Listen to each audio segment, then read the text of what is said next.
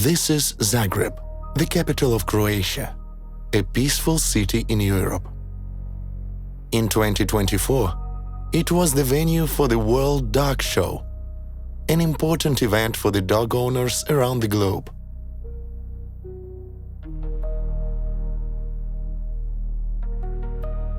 And this is Kyiv, the capital of Ukraine. This place was supposed to host the event, but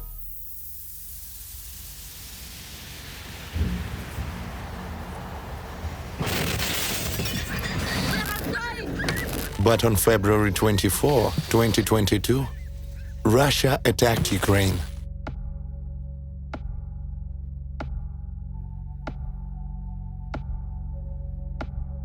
We talked to people who planned to participate in the show. They put their time, money, their heart and soul to their work. Their plans were not meant to come true.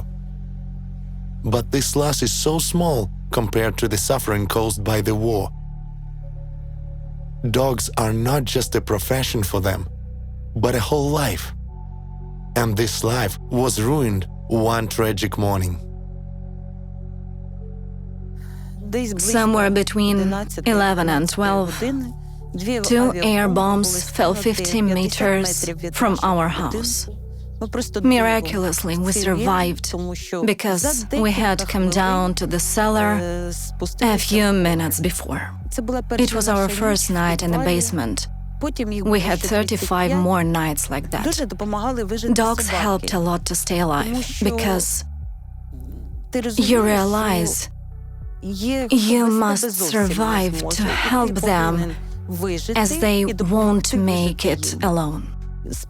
I went out of the cellar and saw that everything was destroyed. The explosion ripped out the enclosure doors, and 7 dogs ran out in panic, terrified. Hannah was the first to return home the next day, then 2 more came back. We only missed our Okvin boy. But then Okvin came on the 5th day. When he saw me, he wanted to leave. I looked at him and said, "Okvin, don't go. We need you so much. We won't make it without you." He came back, walked up, and I didn't have to catch him or anything. He just came to be with us.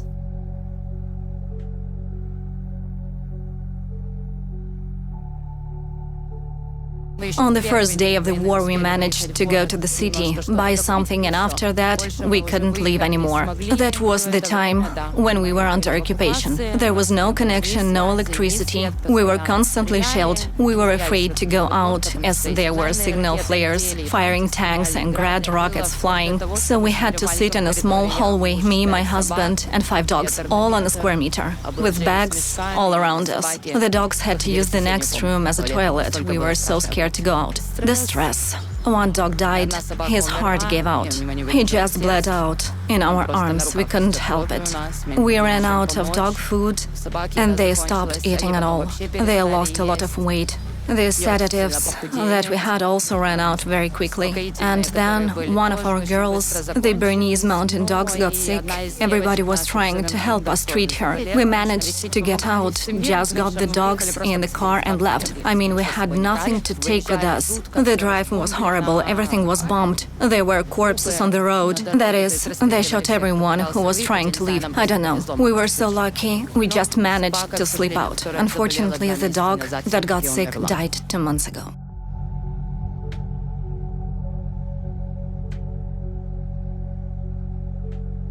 When we left the occupied Luhansk, we thought that everything would be over in about 2 weeks. We thought that it would never happen again. I mean, the war in our country. I was so much afraid of being under occupation again. I took a bag of food, my dogs, leashes, my kid, a couple of small mattresses and a pillow. So we set off on the road, dogs, crates and a child. There was panic and not knowing what to do. Everyone felt that way. How could I make it with a child and so many dogs? But I realized that dogs gave me the sense of purpose here.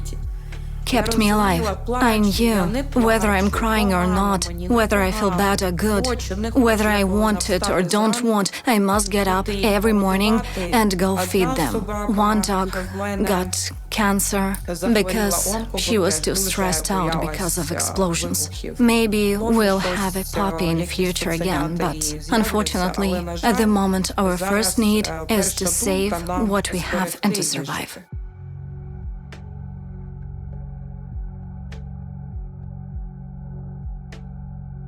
We were shelled very hard. There was no electricity, no water, and a bomb fell right there at the corner of the yard. There were about 3 explosions, so massive. And before that, we had been hiding in the basement. The main thing for us was dogs and food, and that's all. We got the dogs in the car, and I stayed with the old shepherd dog, because there was no place for me and the dog in the car. And I walked across the fields with this shepherd dog. We ran, and as we were running, there were constant explosions in the fields. Some people took off me and the shepherd dog and brought us to Dnipro. We lived in the house, which was ruined by shelling in January last year. Thank God we survived, but I'll never forget what I've seen. When smoke is everywhere, no electricity, so many people around, screaming. There was a man feeling so bad. He walked around looking for his family, crying. It was awful. So terrible.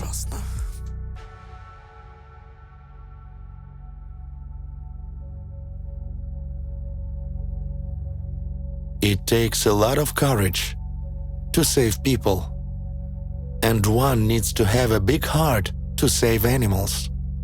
For many people in Ukraine, leaving a helpless dog is the same as betraying oneself. Listen to these people. They still have love in their hearts.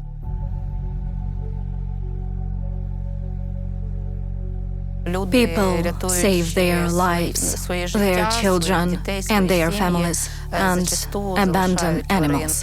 And such cases have been so frequent that at the moment we have over 120 animals under our care.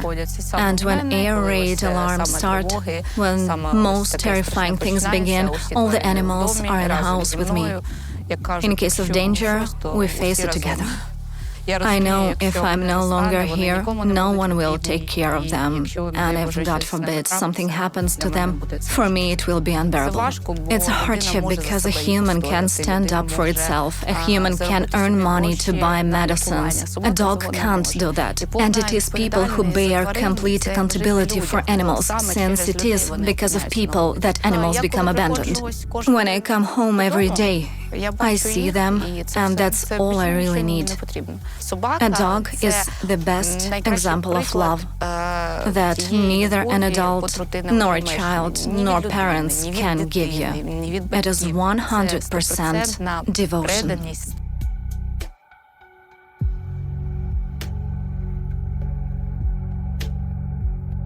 We were shelled, the house cracked, the dogs start howling, and we know that there will be either an alarm or a nearby shelling, and it's impossible to leave. We have a basement, but it is very small. We understood that we couldn't take everyone there.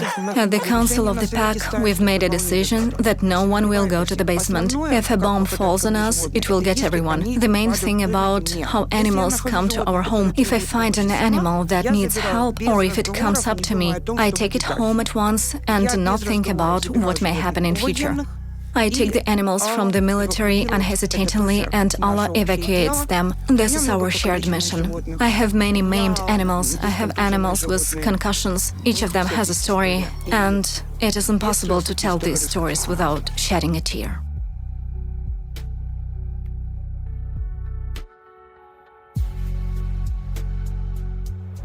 The first explosions were at 5 in the morning, so the first thought was, we have to walk the dogs because no one knew how long we would have to stay in the shelter, whether we would be able to go out or not.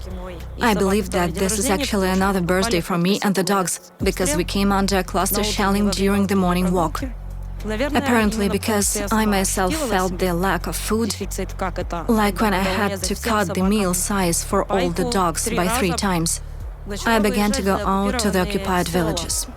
Of course, the situation was very difficult there, so people had to simply open the doors and let their animals go away so that they had a chance to somehow find the people who stayed there. These are very painful memories for me.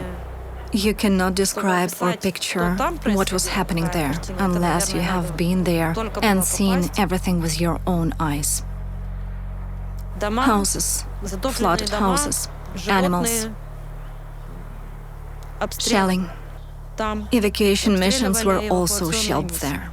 This is perhaps the most terrible thing that I still cannot understand, how they could prevent the evacuation of animals.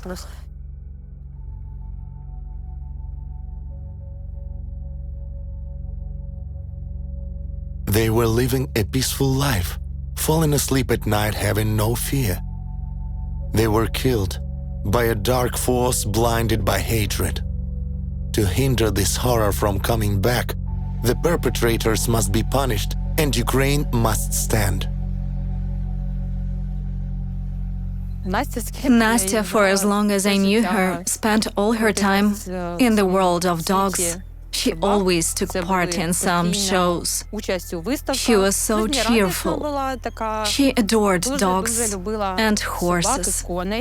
That day, everything was somehow very, alarming. The first wave of rockets passed, and I couldn't wait, couldn't stay at home. So I took a pug and a whippet and went for a walk with them.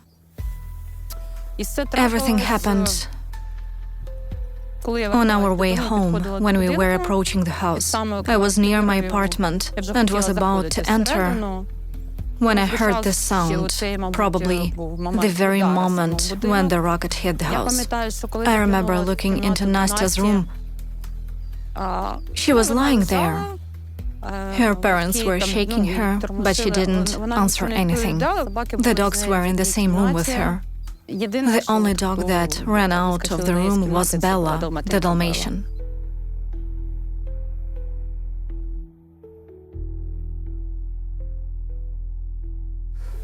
At first, the rocket hit right under my father's window. He lived on the ground floor. They died immediately, and then the entire entrance area collapsed from above. There were also their dachshunds with them, 2 dogs. They always took the dogs along when visiting friends or coming to our place. They were never apart. Then we found them in bed. They were all in bed, all lying together. It was so hard at first. Little by little, we come back to life. They had a flower bed under the window. They made it. There are no tears left to cry, but I cry anyway. For example, when I hear a song that reminds me of my father, and it's every second song on my playlist.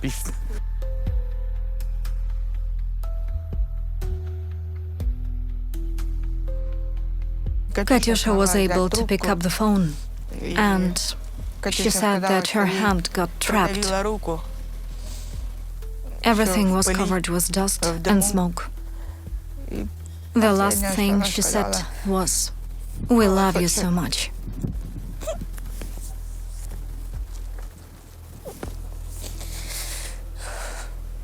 We love her very much too. I came and literally in 2 seconds, the entrance area collapsed before my eyes. I still hear the sound in my ears.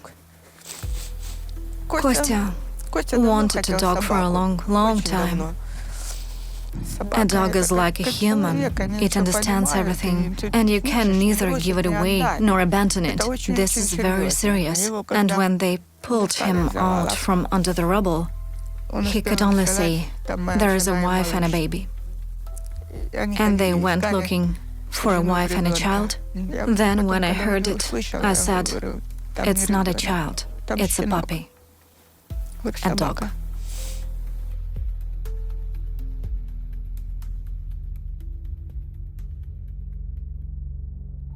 As long as the Russian invasion lasts, Our story has an open ending.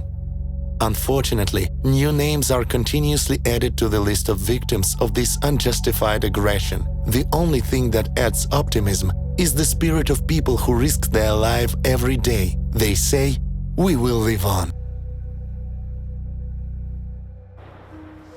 I wish it was over soon, so that I can just go back to what truly makes me happy and inspires me.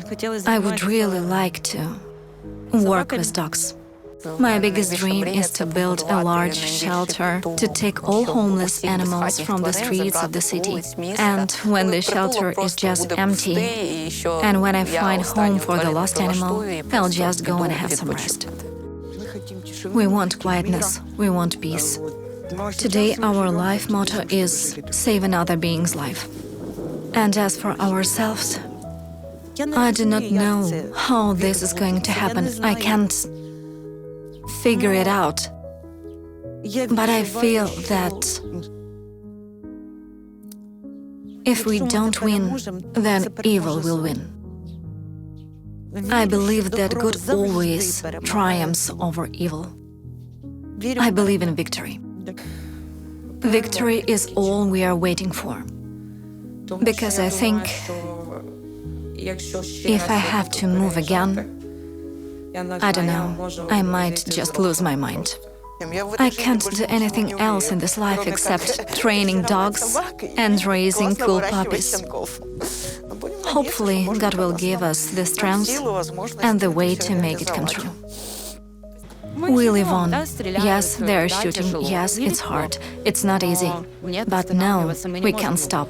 We must work. We must take care of animals, children, help parents, help the military. We will grow. We will work. Yes, we will live on.